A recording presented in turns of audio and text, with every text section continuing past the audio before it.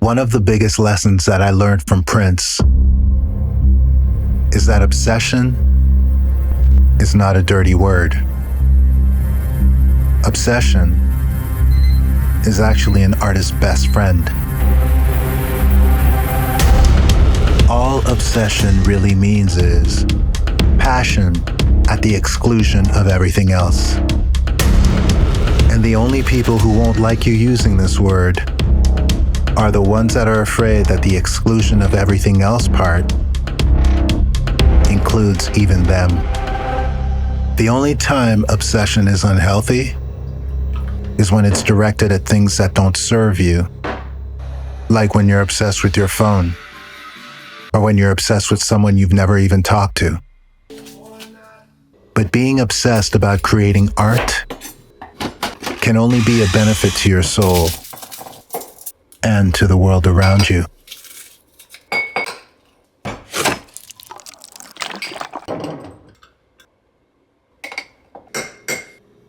Every morning, it's good to take one idea with you out into the world. When you do that, all your actions become more focused. You see the entire world through a new filter, instead of the ones that you usually default to. You know, like the filters of preconceived notions or of learnt beliefs. By leaving the house with a temporary artistic filter of your own choosing, you see things you didn't see before. Even though these are the same streets as yesterday, everything looks different.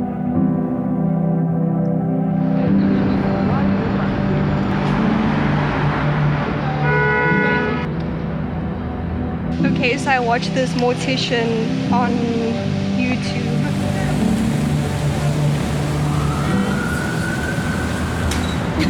I've never experienced something like this. I cannot sing right now. Just a little bit. Okay.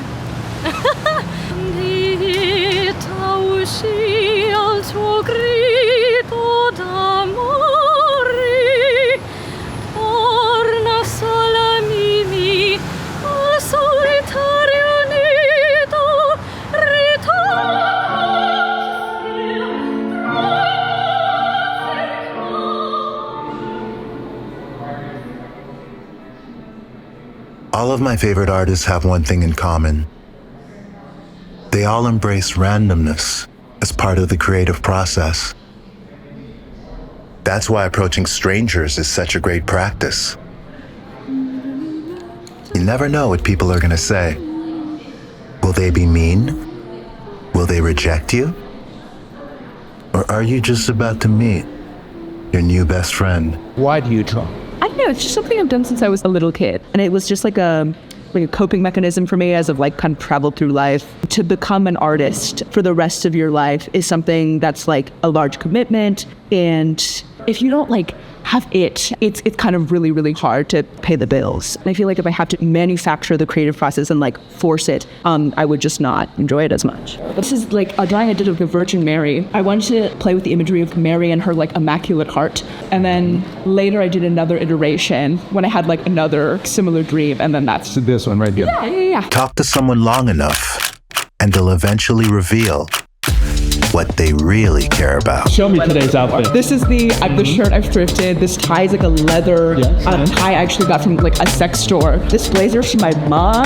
3 belts. I think 3 belts makes it more interesting. Visually, there's some shortage there. The skirt I also thrifted. That's rings. I have like a little dish of rings that I just grab before leaving the house. I take a lot of influence from like alternative fashion. Harajuku fashion I was really into. I grew up on like My Chemical Romance, like wishing to God I had been like a teenager in the 2000s. So like I was really influenced by like Hot Topic and like alternative emo clothing. It doesn't really matter that much what you're wearing as long as the silhouette looks really good. It doesn't really matter what you wear as long as the silhouette looks really good. You do have an androgynous vibe. Thank you so much. I really appreciate it. That's exactly what I'm going for. Photography tip number 10. Ignore celebrities. Create new ones. This is a really cool tie though. Look at that. And actually, I think I am gonna get this tie. This is amazing. Yeah. So 575. Great, I used it.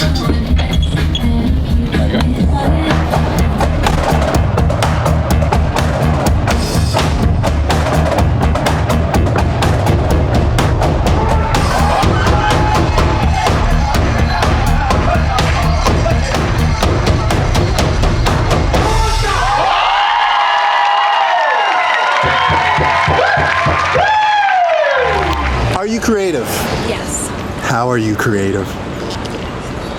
I take photos. I make music. I'm in welding school, learning to use metal. That's a form of creativity. I like to be creative with my makeup, and I like to be creative with my outfits. If my 8-year-old self today saw me how I look, she would be so proud.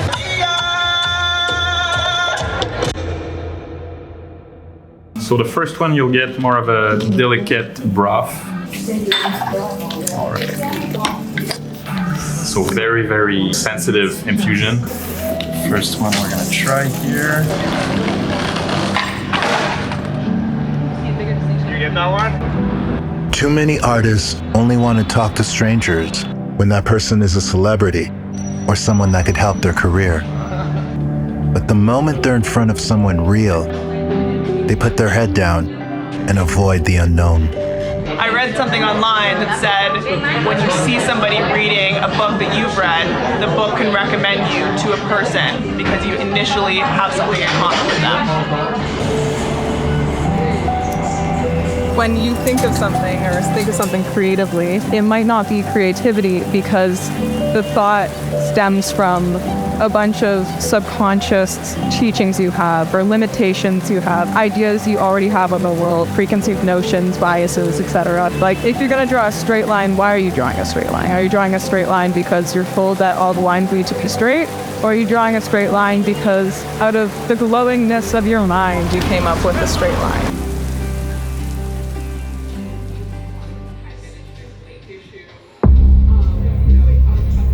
Obsession is not a dirty word.